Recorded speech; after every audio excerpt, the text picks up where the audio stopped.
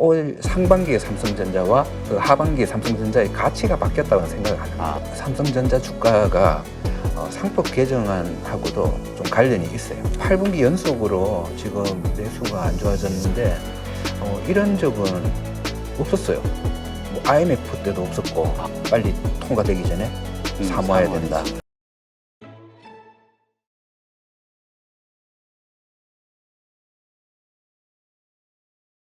오늘 모신 분은 숭실대학교 경제학과 서준식 교수님이십니다. 안녕하세요. 안녕하십니까. 자, 오늘은 이번에 그 상법 개정과 관련해서 네. 큰 물살이 트여진 것 같아요. 예, 시작했죠. 네, 연초에 사실 그 윤석열 대통령이 밸류업 얘기하면서 네. 꺼냈던 이야기인데 네. 지금은 오히려 민주당에서 좀 추진을 강하게 하고 네. 국민의힘 여당 쪽에서 오히려 좀 머뭇거리는 움직임이 좀 나오고 있는데 네. 일단 민주당에서 이번에 상법 개정안을 내놨잖아요. 이거 뭐 네네, 추진하겠다 개정안 연내까지. 네. 뭐 그러는데 어떻습니까? 안을 좀 살펴보면.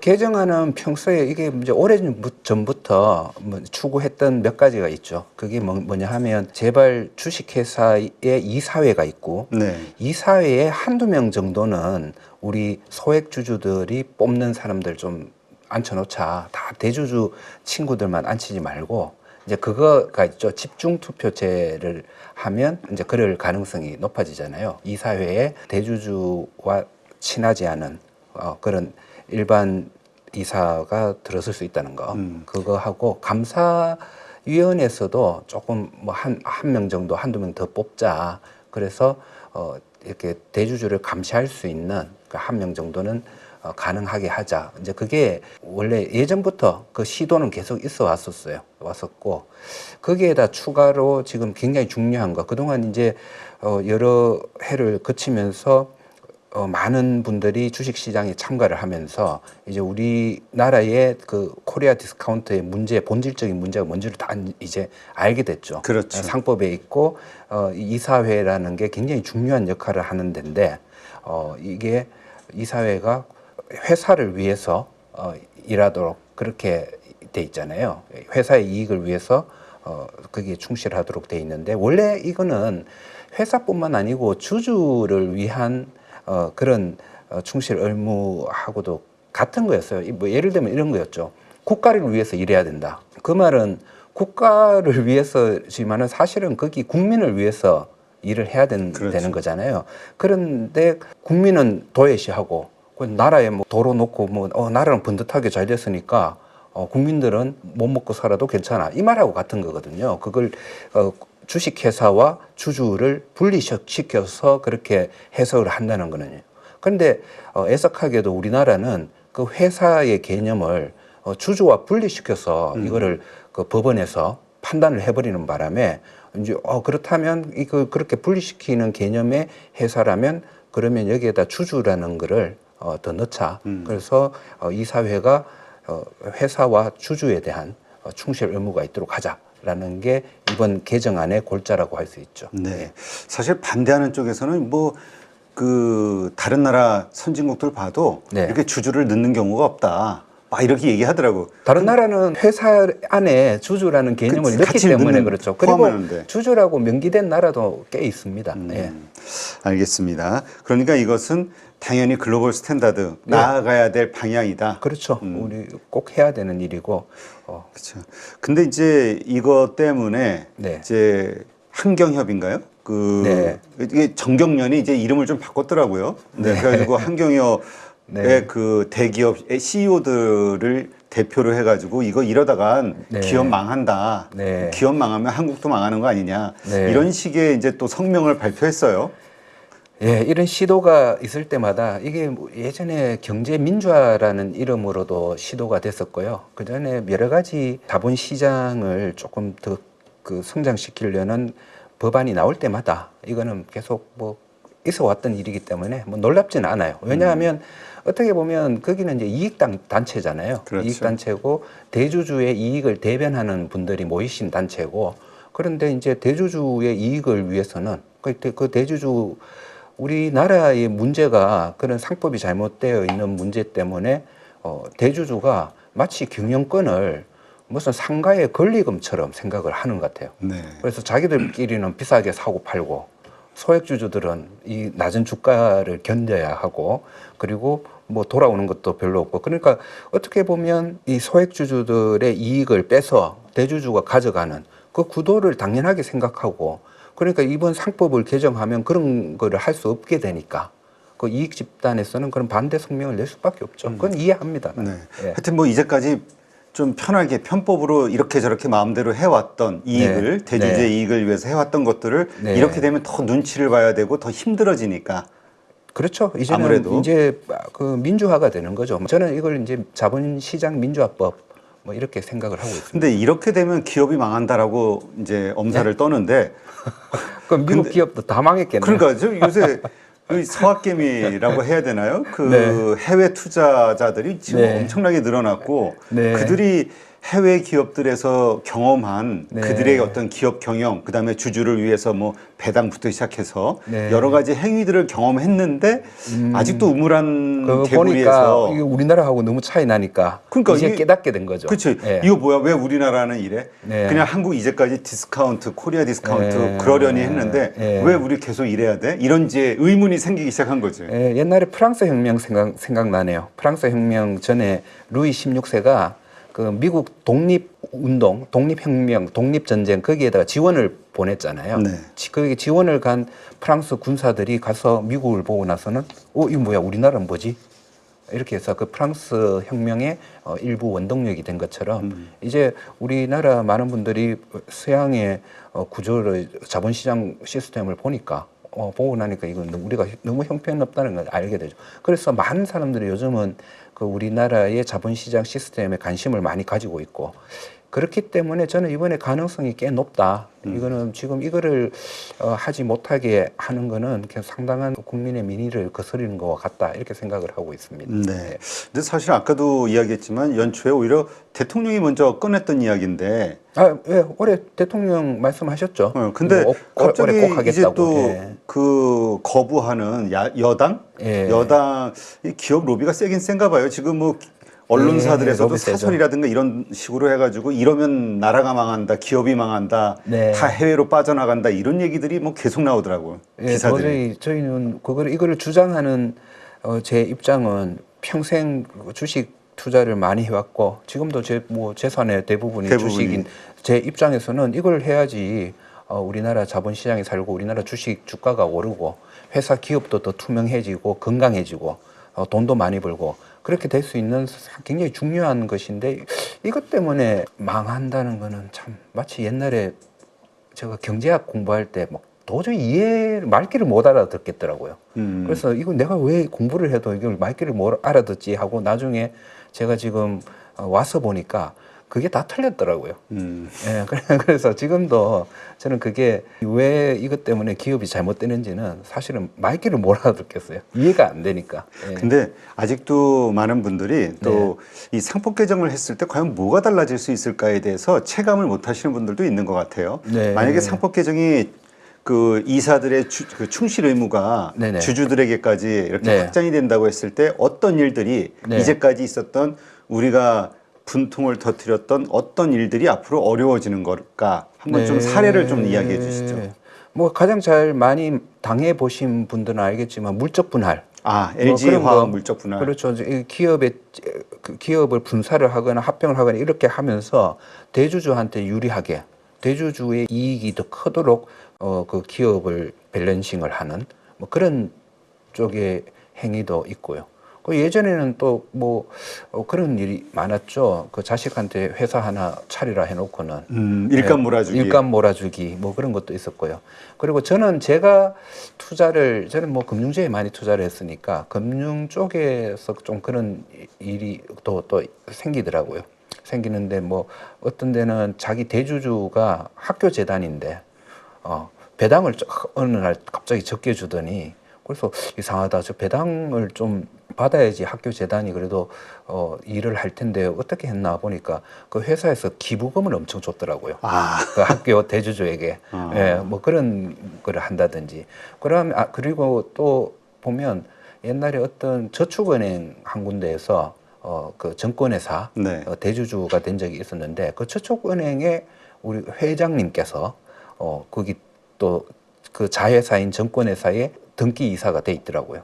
그러더니 한 그 회사가 그 해에 좀 장사를 좀 해서 한 150억 정도 이익이 났는데 그 중에서 한 50억을 성과급으로 빼가더라고요. 자기 개인 성과급으로. 예, 뭐 그런 일이라든지 그런 굉장히 많죠.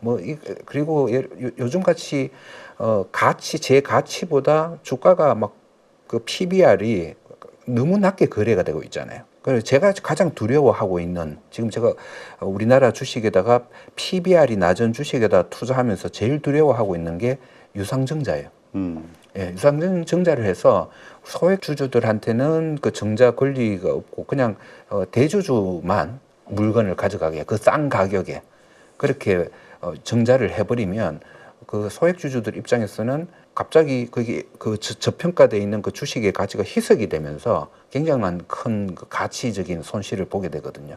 그래서 뭐 그런 거라든지 하여튼 뭐 그런 것들은 수도 없이 많죠. 예, 많이 다들 주식 시장에 좀 계셔 보셨으면 최근에 뭐 두산에서도 이런 비슷한 네네. 일이 있었고 두산 로봇 그 합병 가지고 그렇죠. 우수한 예. 기업하고 예. 비유를 하고 이런 예, 것. 맞습니다. 하여튼 그렇습니다. 네, 근데 저는 제일 열받는 것 중에 하나가 네. 그런 말씀하신 것들 가운데서 물적 네. 분할도 열받지 다 열받긴 하는데 네.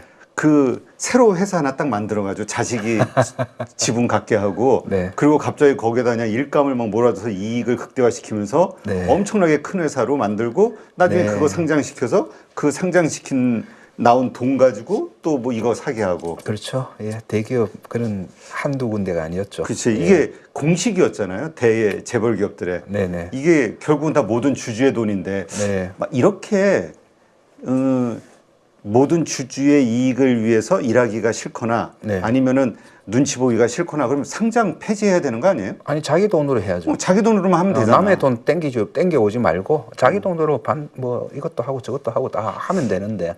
그러니까 우리 이번에 그 상법 개정 주주 충실 의무가 들어가는 거에 대해서 반대하는 기업들은 그냥 반대하지 말고 그냥 뭐 다른 거 다 정리해서 직접 그냥 상장 폐지를 하시죠. 뭐 자기들 돈으로만 하면 되지. 사실 이번에 그 기업 단체에서 반대 성명을 내는 거 보고 저는 조금 놀랐어요. 왜냐하면 지금은 그럴 분위기가 아니거든요. 최근에 제가 사람들 이렇게 만나면 그 사람들마다 저한테 뭐를 물어보겠어요. 제일 먼저 삼성전자 이거 어떡하냐. 그렇죠. 나는 8만 원을 샀다. 나는 9만 원을 샀다. 그 얘기부터 해요. 그리고 그 얘기를 하고 또 굉장히 우리나라 뭐 500만 명의 주주가 있잖아요. 그리고 그 사람들 상당히 삼성전자 같은 경우는 의미 있는 규모로 투자를 하고 있더라고요. 그렇죠. 예. 그런데 제가 보기에는 삼성전자 주가가 상법 개정안하고도 좀 관련이 있어요. 아, 어떤 면에서? 예. 저는 올해 초에 주가가 올랐잖아요. 주가가 생각보다 많이 올랐어요. 그랬죠, 한 2,900까지 갔었잖아요. 거의 가까이 갔었죠. 네네. 별로 저는 올해를 이제 행보장세로 이제 보긴 했지만은 생각보다 많이 오르네. 그 중에는 밸류업 노력이 있었고, 그 다음에 그 1월 2일에 그 윤 대통령의 상법 개정하겠다. 이거 있었고요. 그리고 그 다음에 금융감독원장이나 그리고 부총리 같은 분들도 나와서 이거 상법 개정하겠다라는 그런 의지를 피력했거든요. 그런 분위기 때문에 외국인들의 그러니까 삼성전자의 그 외국인 투자는 삼성전자가 좋아질 것 같으면 사고 나빠질 것 같으면 팔고 뭐 이런 것도 있겠지만은 사실은 야 한국 시장 좀 좋아지겠는데 한국 주식 좀 사봐 이러면 삼성전자를 사고 그다음에 셀코리아 해 그러면 삼성전자를 그러니까 파는 증시의 대표적인 종목으로 외국인이 사고 파는 그런 것도 많거든요. 그래서 그러니까 외국인이 셀코리아 할 때는 삼성전자 주식을 팔고 바이코리아 할 때는 삼성전자 주식을 사고 뭐 그렇게 하는데 사실은 그게 그래서 그때는 그런 기대감 때문에 그거를 굉장히 중요시하는 저는 외국인 투자자가 많다고 생각해요. 왜냐하면 저희도 우리보다 후진국에 투자를 할 때는 그런 시스템 부분 그런 것들을 굉장히 많이 보거든요. 네. 뭐 브라질에 투자할 때나 뭐 베트남에 투자할 때나 이럴 때는 그런 면을 많이 보고 투자하듯이 외국인은 우리나라에 투자를 할 때 개별 기업의 뭐 이익이 어떻게 되니 이런 것도 보지만은 그것보다도 전체 시스템, 매크로. 예, 주식 자본 시장이 어떻게 될 것이냐 이거를 전체적으로 보고 하는 경우가 많은데 올해 상반기만 해도 그런 분위기가 무르익었죠. 삼성 외국인들이 매수가 상당히 들어왔었어요. 그랬을 거예요. 예, 그런 상황에서는 매수세가 들어오다가 이게 시간이 지나면서 이제 여름쯤 됐을 때는 이제 법안이 나올 때가 됐는데 예, 나도 그럼 이게 정부나 그러면 이제 대통령께서 얘기를 했으니까 네. 정부나 여당 쪽에서 이제 법안이 이제 나올 때가 구체적으로? 됐죠. 예, 그렇게 됐는데 이거 아니구나. 라는 정치용 생각이 립 서비스였구나. 예, 선거용. 그런 생각이 들면서 아마 저는 외국인들이 다시 빠져나갔을 거라고 생각을 하고 있어요. 그렇게 보는 분들이 많더라고요. 네. 그래서 근데 이제 삼성전자 투자하시는 분들 만나보면 삼성전자 전문가가 되게 계시더라고요. 다 뭐 저는 무슨 말인지 모르는 IT 용어를 막 말씀하시면서 HBM3가. 예. 근데 저도 삼성전자를 계속 오랫동안 지켜보지만은 저는 작년에 삼성전자와 올해 삼성전자, 올 상반기의 삼성전자와 그 하반기에 삼성전자의 가치가 바뀌었다고는 생각 안 합니다. 그래요. 예, 근데 마치 주가가 폭락을 하니까 삼성전자 앞으로 이런 문제가 많아. 그래서 개별 이슈로. 심지어는 망할 것 같아라는 분도 계실 정도로 얘기를 하더라고요. 저는 아니라고 봐요.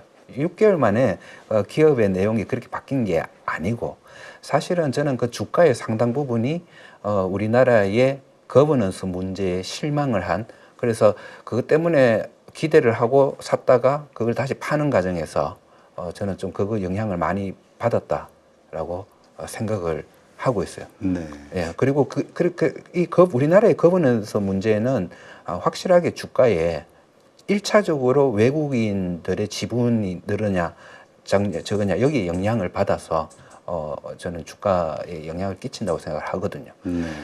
그렇다면 지금 주가가 좀 많이 다운된 게 많잖아요. 그렇죠. 뭐 삼성전자뿐만 아니고 전체적으로 다 빠져있죠.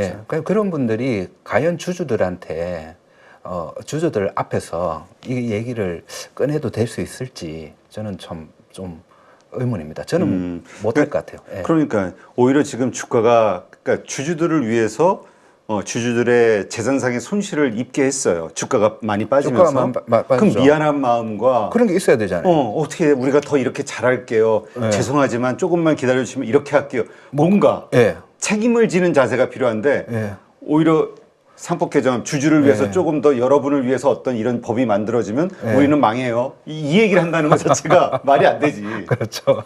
그래서 저는 깜짝 놀랐습니다. 예. 네. 이 역지사지로 보시면 자기가 투자한 회사의 그 기업이 네. 그런 경영자가 그런 모습을 보인다고 했을 때 그분들이 주주라면 어떤 반응을 보였을까? 답답하겠죠. 그렇지. 그리고 사실 굉장히 화가 나죠. 당연히 없습니다. 예. 남들 다른 나라에서 하지 않는 우리만의 독특한 뭔가 강한 뭔가를 원하는 게 아니잖아요. 예. 다들 하고 있는 거를 우리도 예. 하자는 건데. 우리도 정상화 시키자. 예. 그 말이죠. 예. 근데 미국에서 이 뭐라 그럴까 이 상법, 이 네. 주주를 위한 이러한 이사회의 의무 이런 것들이 네. 어떤 역할을 하고 있나요? 사실 우리나라는 굉장히 이제 재벌 체계에 그런 주식회사가 많으니까 사람들이 잘 모르고 있는데 원래 주식회사를 경영하는 주체는 경영자라기보다는 이사회의 역할이 굉장히 크거든요. 네. 그래 나라로 보면 경영진, 뭐 사장이나 대표나 이런 분들이 그 정부라면 그 이사회는 국회의 역할을 하는 그런 쪽이거든요. 그래서 경영진이 어떤 의사결정을 할 때 그 모든 의사결정, 크고 작은 의사결정을 할 때 모든 거는 승인이 되어야 돼요. 승인이 돼야 되는데 어떤 거는 주총에서 승인이 돼야 되고요. 어떤 거는 이사회에서 승인이 돼야 되는 거예요.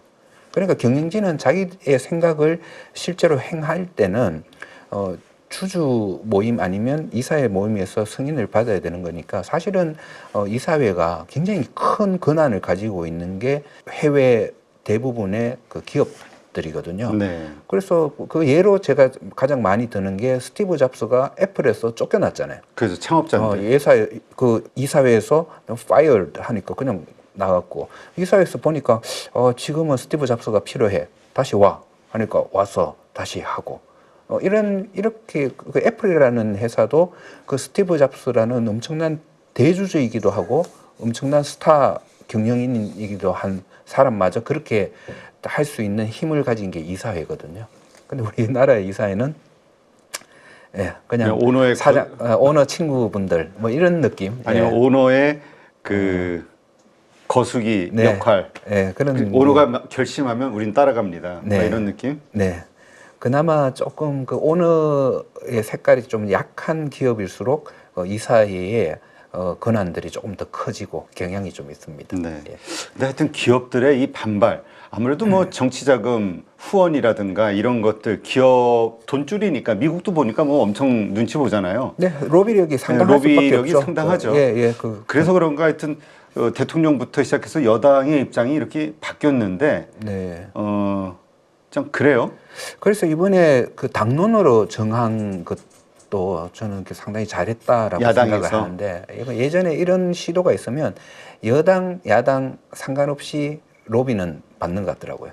그렇죠. 예, 그래서 굉장히 실망스러운 결과가 났던 상황이 많고 뭐 가까이 2020년 12월인가요? 12월이고 법 통과가 뭐 2020년 12월 아니면 2021년 1월 그때 상법 개정이 됐거든요.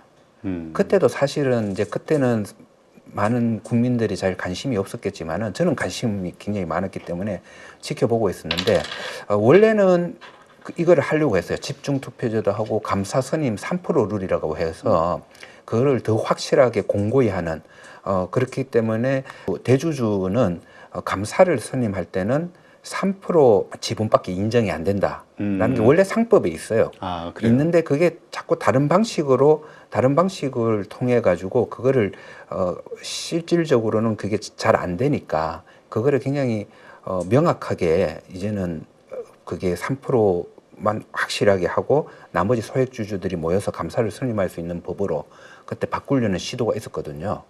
있었는데 그게 갑자기 법이 이상하게 법 문구가 달라져 가지고 무력화시켰구만. 무력화시켰어요. 어떤 식으로 했냐면 그전에는 대주주가 있으면 대주주 아들, 뭐 와이프 이렇게 특수관계인들 지분까지 포함해서 3%였는데 이제는 그래 확실하게 3%로 하는 대신에 따로따로 떼서 지분을 인정을 해줬거든요. 그러니까 뭐 아들 3%, 나 3%, 다 모으면 이렇게 이제 모으면 오히려 더 커져가지고 이제 도저히 감사를 뭐 뽑을 수 없게 뭐 그런 식으로 또 계약이 되는 그런 모습을 보기도 했고요. 네. 예. 그래서 하여튼 이번에도 그 여러 가지 기업의 로비에 의해서 이 상법 개정안이 또 네. 이상하게 또 바뀌지 않도록 이거 감시를 철저히 해야 될 것 같아요. 예, 그래서 저는 이거는 이제 이렇게 된 바에 많은 분들이 좀 공론화해서 이거는 이번 기회에 꼭 통과를 시켜야 된다고 생각하고 저는 제 생각에는 그 로비를 받는 그 대상으로 일부 언론들도 거기서 좀 자유로울 수 우리 없다고 그거 다 생각해요. 알죠. 예. 다 광고나 광고주인데 뭐, 예. 고객이 우리 예. 돈 좀 더 쓸게. 네. 조용해. 이러면 아니면 좀 우리 좀 편 좀 들어. 그러면 하는 게 이제까지 그래서 이해합니다. 예. 예, 이해하고요. 그래서 저는 유튜버들의 역할이 오히려 크다. 지금은 그렇게 생각을 하고 있습니다. 네, 일단 아까 말씀하셨듯이 만약에 상법 개정이 정상적으로 선진국처럼 바뀌게 된다고 했을 때 다시 삼성전자 외국인의 시각이 확 바꿔지고 네. 또 매수가 확 들어올 수 있다라고 생각하시나요? 네, 저는 그렇게 생각합니다. 아까 그 말 잠깐 했잖아요. 2020년도에 법이 굉장히 실망스럽게 바뀌었다 그랬잖아요. 네. 실망스럽게 딱 바뀌는 순간 외국인들이 그때 외국인들의 삼성전자 주식 매도가 시작이 됐어요. 거의 비슷한 시기예요. 그랬군요. 예. 그래서 이제 저는 과거에 한국거래소를 한번 상장을 시키려고 시도를 하다가 안 됐을 경우, 이럴 경우에 외국인들이 어떻게 움직이는지를 계속 지켜봤기 때문에 뭐 그걸 뭐 정확하게 무조건 이것 때문이야라고는 할 수 있지만은 전체적인 흐름이 그런 모습을 지켜볼 수 있었습니다. 네, 알겠습니다. 네. 요즘 자조적인 말로 네. 우리가 세계 증시에서 좀 꼴찌권에 들어가 있다. 네. 우리 아래로는 짐바브웨가 있고 그다음에 우리 코스닥이다. 이런 얘기를 하면서 씁쓸해하는 분들이 참 많아요. 하다못해 중국도 이제 우리보다는 올라가 있고 네. 이렇게 이 몰락한다고 해야 될까요? 이렇게 평가를 못 받고 있는 네. 이 코스닥, 그다음에 코스피, 한국 증시에 대한 이 문제 어떤 게 가장 크다고 생각하세요? 뭐 기본적으로 우리나라 경제 규모에 비해서 그리고 우리나라 기업 규모에 비해서 우리나라 주식 자본 시장에서 놀고 있는 돈의 규모가 택없이 부족하다. 투자 자금이 일단 부족하다. 돈이 부족한 거다. 외국인 비중이 우리가 그렇게 작은 건 아니라고 생각해요. 그런데 국내 자금 자체가 너무 우리나라 기업에 투자하는 국내 자금이 없다는 거고, 이제 그 이유가 보면 조금 전에 그 상법 문제, 그 거버넌스 문제, 그 다음에 우리나라 국민들의 부동산 문제. 부동산을 너무 사랑하니까 부동산으로 자금이 많이 가는 문제. 그거는 이제 부동산 문제는 또 조금 더 세부적으로 보면 세금 문제라든지 여러 가지 시스템이 부동산에 유리하게 돼 있다. 그렇죠. 예, 그런 문제가 있고요. 그럼 뭐 그 다음에 세 번째가 그 우리 자본시장의 중요한 플랫폼인 한국거래소가 너무 낙후화돼 있고, 그래서 그 문제, 이런 문제 때문에 자본시장으로 돈이 안 들어가는 거죠. 그 한국거래소 문제를 조금 얘기하면 이 차에 저는 좀 한국거래소도 제가 오래전부터 주장했던 것처럼 좀 상장시키고, 그리고 다른 나라들 거래소하고 합종 연행하고, 그래서 외국인 지분도 좀 한국거래소 외국인 지분도 한 반 정도 가져오고 뭐 이런 식으로 했으면 좋겠는 게, 사실 지금 우리가 이렇게 떠들고 있는 거 있잖아요. 한국거래소가 상장돼 있으면 이럴 필요가 없어요. 그 자체에서 다 해요. 한국거래소는 이제 주식회사, 상장된 주식회사면 자기들의 이익을 위해서 엄청 로비도 할 거고, 거래를 막 활성화시켜야지. 자기는 자본시장 잘 돼야지 자기들 이익이 그렇지. 많아지니까 그 노력을 엄청 할 거라는 거죠. 그 노력 중에는 뭐 대기업들 로비하면 그게 상대적인 반대편에서 아니야, 자본시장 키워야 돼요라는 로비를 같이 할 거고, 그런 걸 통해서 우리가 얘기 안 해도 상법 개정, 그치. 뭐 이런 모든 시스템들이 다 바뀌어질 수 있다고 생각을 하고 있고요. 또 이번에 그 밸류업 한다고 이렇게 보니까 밸류업 지수 보고 어떤 생각을 하셨어요? 놀고 있네. 네, 그게 그런 이유예요. 그게 제대로 된 한국거래소에서는 그런 지수가 나올 수가 없거든요. 그렇지. 예. 경쟁력이 있게 하려면. 네, 경쟁력이 있는 지수가 나올 거고 자본시장을 키우는 지수가 나올 건데, 그런 것 자체가 안 되는 이유가 한국거래소 문제에 있다고 그렇게 생각합니다. 그러겠네요. 이 시장 자체, 이게 사적 이익 집단이라고 하면 이게 막 장사가 잘 되게끔 머리에 어마어마하게 쓸 수밖에 없죠. 네, 우리나라 자본시장 잘 되는 게 자기들이 잘 되는 거니까 거기에 대한 그런 주체가 없잖아요, 우리는. 진짜 그런 차원에서 보면 정부의 마인드도 좀 아쉬운 게 네. 올해 들어서 부동산 관련한 대책, 부양 대책 혹은 그 하락 저지 대책 뭐라고 해야 될까? 이와 관련해서 수십조 원의 정책을 쓰면서 네. 주식과 관련해서는 거의 없는 것 같아. 네, 맞습니다. 이렇게 많이 폭락하고 하면 옛날에는 그래도 뉴스에 무슨 증시안정기금이 됐든 아니면 대통령이 하다못해 펀드 드는 어떤 쇼를 하든 네. 뭐가 좀 나왔을 텐데. 네, 그러네요. 지금은 그런 노력이 없고, 대신 상법 개정안 이거 통과시킨다고 얘기하셨잖아요. 1월 2일에. 저는 믿습니다. 네. 그래 아직 뭐 네. 설마 이게 야당이 갔다고 해서 또 거부권 하지는 않겠지. 네, 그랬을 때 아마 네. 진짜 더 정말 실망한 네. 그 국민들의 저항이, 투자자들 1,400만, 1,500만 투자자들의 저항이 어마어마할 거예요. 네, 저는 뭐 이거 하나만 하셔도 상당히 뭐 공을 세우는 거다 맞아. 생각을 하니까. 그 집권 가장 큰 치적 중에 하나가 될 수도 치적이 있죠. 될 수 있죠. 자본시장에서. 네, 네. 하여튼 글로벌 수익률 꼴찌. 근데 정말 이러한 것들이 상법 개정되고 이러한 것들이 좀 바뀌면 정말로 좋아질까? 수급이 더 좋아지기 위해서는 뭐 장기 투자에 대한 대책. 근데 그런 것도 사실 대통령이 처음에 다 얘기했었는데 네. 세제 혜택 주겠다. 세제 혜택도 얘기했나요? 처음에 안 그랬었나요? 그 장기 투자에 대한 무슨 세제 혜택 이런 거? 그런 거 굉장히 중요한데, 예, 세제 혜택보다 ISA, ISA 얘기를 한 거 아닌가요? 증가, 예, 예. 그 한도를 늘리는 거, 네네. 뭐 여러 가지 것들. 뭐 그런 것도 다 포함이 되는 거죠. 예, 그런 거 거래소가 해야 되는데. 그러니까 말씀하신 대로 이 모든 거에 그 이해 집단, 대주주 집단과 이해관계에 있어서 맞설 수 있는 게 거래소가 돼야 되는데 대표 주자가 있어야 되는데 예. 알겠습니다. 자, 근데 일단 우리 증시가 이렇게 빠지고 있는 거는 우리 한국 경제 펀더멘털 자체가 좀 안 좋아지기 때문에 그런 거 아니냐. 수출에 대한 전망, GDP에 대한 전망이 점점 떨어지니까 네. 이런 의견도 있거든요. 네, 내수가 너무 좀 안 좋은 것 같습니다. 그리고 내수는 많은 사람들이 경고를 했었죠. 사실은 몇 년 전에. 지금 8분기인가요? 내수 소비가 감소세.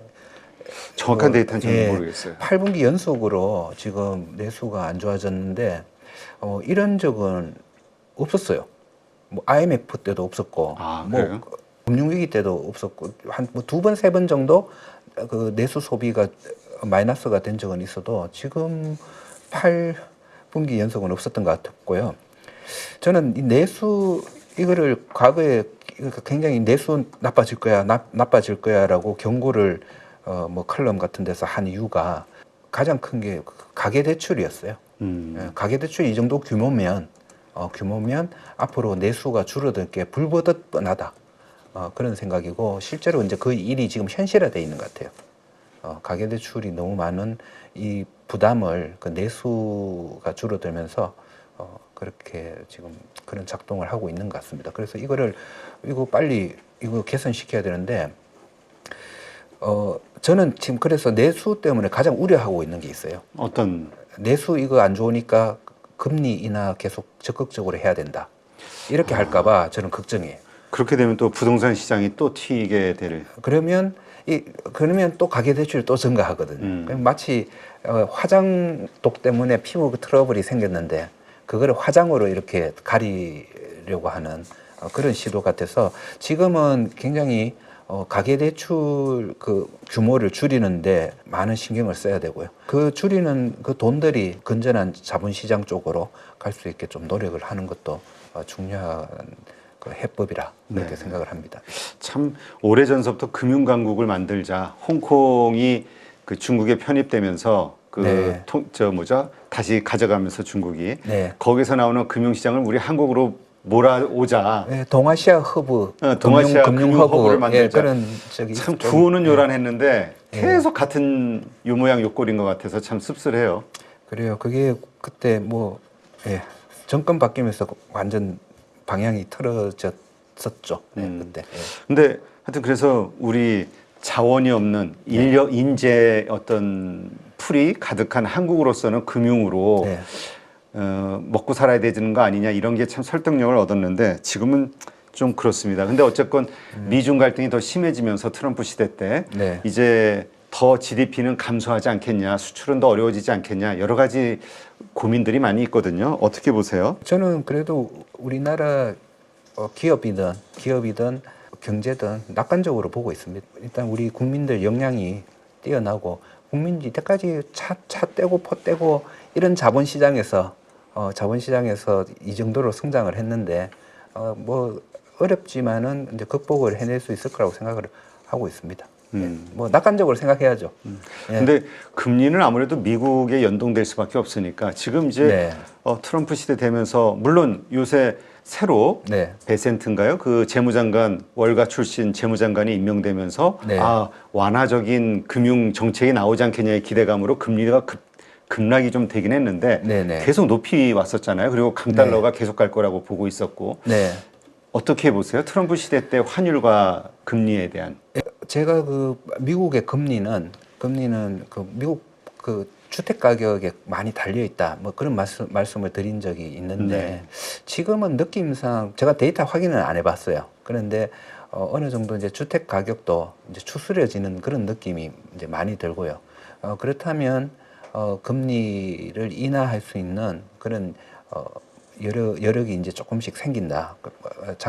올해까지 그냥 올해도 제가 많이 금리를 인하 많이 못할 거야라고 얘기했던 그 이유가 사실은 주택 가격이 아직은 크게 이렇게 잡혀지고 있지 않다 그렇게 생각을 했는데 이제 분위기상 좀 그게 잡혀질 수도 있겠다 그런 생각이 드니까 그렇지만은 아마 큰 미국의 경제력이 아직 좋고 그리고 무엇보다도 주가가 이렇게 계속 오르는 상황에서 금리 인하를 한 적은 없거든요. 금리 인하를 많이 그렇게 대폭 한 적은 없거든요. 네.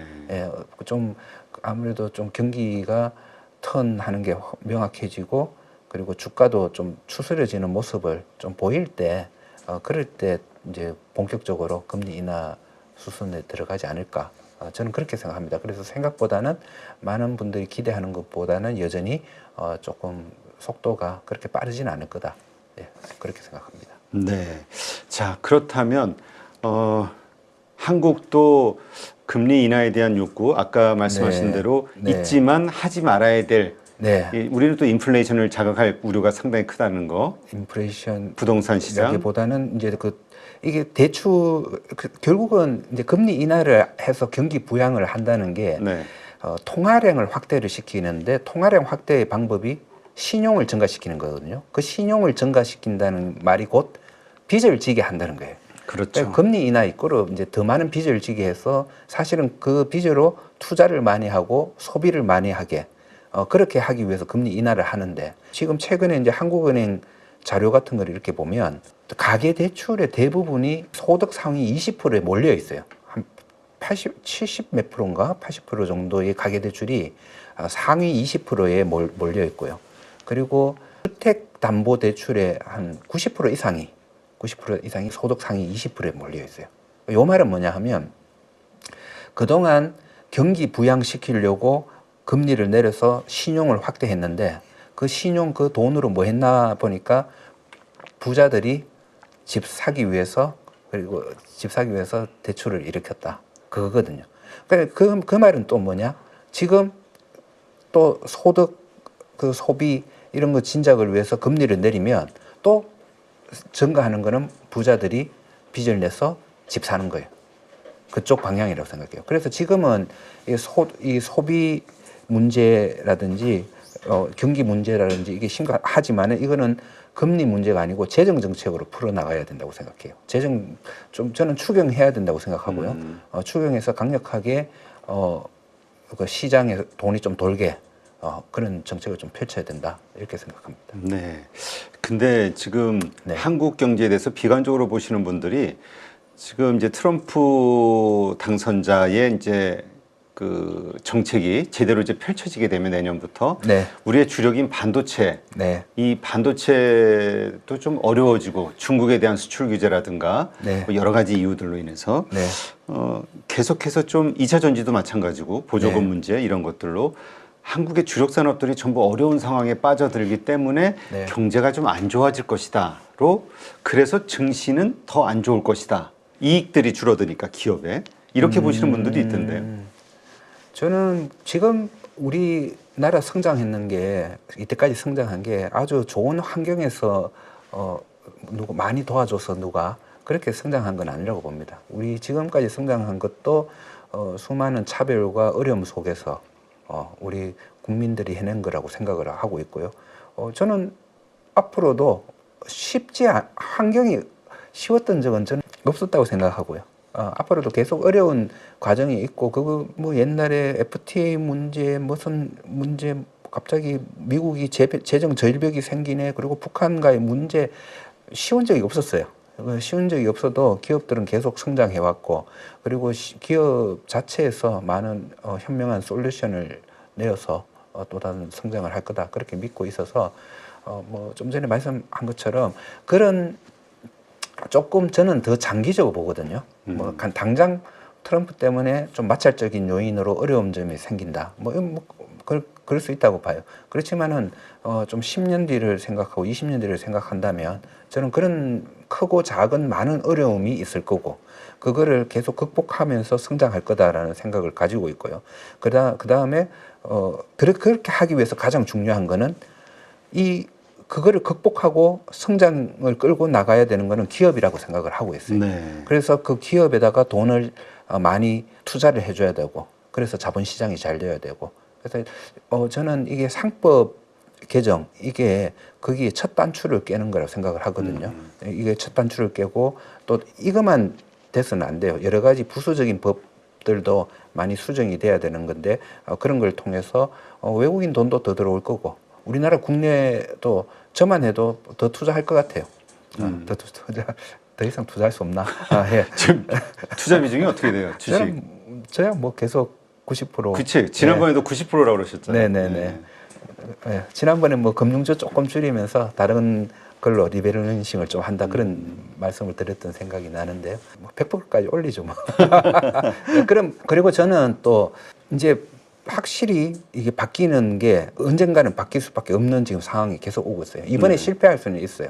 하지만은 이번에 실패하더라도 다음 또 계속 이게 시도가 될 거고 결국은 이거는 고쳐질 수밖에 없다. 왜냐하면 이게 우리 자본 시장을 활성화시키는 이거야말로 우리나라 경제를 한번 레벨업 시킬 수 있는 굉장히 효율적인 수단이기 때문에 이거는 나중에 어떤 로비가 있더라도 나는 결국은 할 수밖에 없다. 그렇게 생각을 하고 있고요. 그렇게 된다는 걸 전제로는 우리나라는 다른 경제 위기나 이런 거 잘 극복하면서 나갈 수 있을 거다 생각을 합니다. 증시 내년도 전망 어떻게 보세요? 만약에 이번에 밸류업이 만약에 이제 상법 네. 개정이 좀 된다고 했을 때 네. 어떤 예상을 좀 해보시나요? 시나리오? 제가 작년에는 한 3, 4년 동안 주식 모으셔야 됩니다. 그랬고요. 네. 올해는 이제 2, 3년 정도 주식 모으시면 그 뒤에 주가가 많이 오를 수 있습니다. 했는데 사실은 이런 것들이 그때쯤 될 거다라고 저는 조금 그렇게 봤거든요. 네. 예. 그래서 상법 개정이 되는 빨라지는 것도, 거네요, 그러면. 예, 생각보다 이게 만약에 빨라진다면 저는 그 시기를 좀 땡길 것 같아요. 지금 바로 한국 예. 주식들을 사야 된다. 예, 지금 상법 개정이 이게 통과될 것 같다라는 거 되면 굉장히 난 조급해질 것 같아요. 빨리 통과되기 전에 사모해야 된다. 그건 제 생각만이 아닐 거예요. 그렇게 생각하는 외국인도 많을 거고 투자자들도 꽤 많을 거예요. 결국 아까 얘기했던 우리 결국 수요가 증가되는 그래서 네. 투자 자금이 증가되는 역할을 네. 하기도 할 수 있겠네요. 네, 당연히 이 자본 시장에 돈이 많이 흘러 들어오게 하는 역할을 하는 거죠. 지금 코리아 디스카운트 정시로 돈이 안 들어오는 이유를 거버넌스 문제다라고 다들 얘기하고 있잖아요. 그렇죠. 이거는 거버넌스 문제를 굉장히 본질적으로 해결하는 거기 때문에 그럴 수밖에 없는 거 당연한 거라고 생각합니다. 네. 하여튼 많은 분들이 얘기하시는 게 퇴직연금을 안심하고 투자할 수 있는 네. 자본시장 네. 이 선진화가 좀 이루어져야 된다. 그러면 퇴직연금 혹은 장기 투자 네. 이런 것들이 정말 활성화되지 않겠냐. 그리고 최소한 뒤통수 맞을까봐 네. 어느 날 갑자기 유상증자하고 네. 어느 날 갑자기 물적 분할하고 어느 날 갑자기 쪼개기 상장하고 맞아요. 예. 제가 보면 주식 러버로서 국내 주식 러버로서 다른 사람들한테 같이 투자하세요. 돈 잘 벌어요. 같이 투자하세요. 이러잖아요. 이럴 때 회사가 뭐 돈 못 벌면 어떡해요? 뭐 경제가 나빠지면 어떡해요? 뭐 이런 걸 할 때는 그건 자신 있게 대답해요. 괜찮다. 그래도 이 기업은 성장할 거고 돈을 번다. 자신 있게 다른 모든 그런 경제적인 문제 얘기할 수 있는데 자신 있게 얘기 못하는 딱 한 가지가 대주주가 이상한 짓 하면 어떡해요? 이거가 그럴 수도 항상 있죠. 걸림돌이에요. 이런 그거는 저도 제가 지금 보유하고 있는 주식에 대해서 유일한 걱정이 그거 하나예요. 갑자기 이상한 짓 다른 건 할까 자신 봐. 있어요. 갑자기 이 회사가 그런 것만 뽑아놨기 때문에 갑자기 이 회사가 뭐 골로 간다든지 이러지 않을 거라고는 저는 거의 확신하는데 그거는 장담을 못 하겠더라고요. 예, 그 대주주가 갑자기 이상하게 맞아요. 되는 거. 그래서 이 문제만 해결되면 저는 자신 있게 투자할 분위기가 굉장히 확대가 된다. 그렇게 생각합니다. 그러다 보면은 그렇죠. 장기 투자가 활성화된다고 하면 괜찮은 주식들이 잘 올라가다 갑자기 부러지는 네. 갑자기 매도가 확 차익 네. 실현이라는 명목으로 네, 네. 이거 팔아서 저거 사야 된다 이런 일들만 안 벌어져도 네, 네, 안심이 좀 될 것 같아. 네. 잘 오르고 있는 주식도 맨날 불안한. 네. 언제 부러질지 모른다. 예. 뭐 이런 법이 바뀌어서 거버넌스 문제만 해결되면 여러분 전부 가치 투자하셔야 됩니다. 예, 쌀 너무 명확하잖아요. 쌀 때 사고 비쌀 때 팔고. 요새 PER 3, 4배짜리가 널려 있다고. 그러니까 그런 거 지금 물방 고기반이에요. 개정되기 전에 좀 사놓는 게 좋지 않을까. 네, 알겠습니다. 내년에는 주식으로 돈 벌 수 있겠죠? 상법 개정된다면. 된다면 저는 자신합니다. 네. 안 돼도 사실은 돈 잘 벌 수 있고. 올해 어때 수익률 좀 어떻습니까? 작년에 수익률 참 좋으셨잖아요. 작년 저도 올해도 좋았었나? 올해도 뭐 금융주 괜찮았고요. 그래도 공개 좀 하시면 어느 정도 수익률 되세요? 전에 한번 해보니까 한 30% 가까이는. 그러니 그 90%의 자산이 전부 주식인데 그 90%총 수익률이 계좌 수익률이 30%면 제가 이제 금융주 쪽이 많았고 그 다음에 제가 가장 많이 보유하고 있는 몇 개 주식이 갑자기 한 2배까지 오르는 적도 있고 그러면 또 비싸지면 또 팔고 또 좀 팔고 또 싸지면 좀 사 이렇게 하니까 그런 식으로 됐습니다. 알겠습니다. 하여튼 한국에서 안심하고 투자할 수 있는 가치 투자가 어떻게 보면 좀 더 쉬운 투자라고 하긴 하더라고. 그 시간을 인내할 수 있는 인내력만 있다면. 제 입장에서는 너무 쉽고 간단한 투자 방법이다 생각합니다. 알겠습니다. 상법 개정 반드시 이루어졌으면 좋겠다라는 기대감을 가지고 오늘 방송 마치도록 하지요. 네, 이제까지 숭실대 경제학과 서준식 교수님과 함께했습니다. 오늘 좋은 인사이트 고맙습니다. 네, 고맙습니다.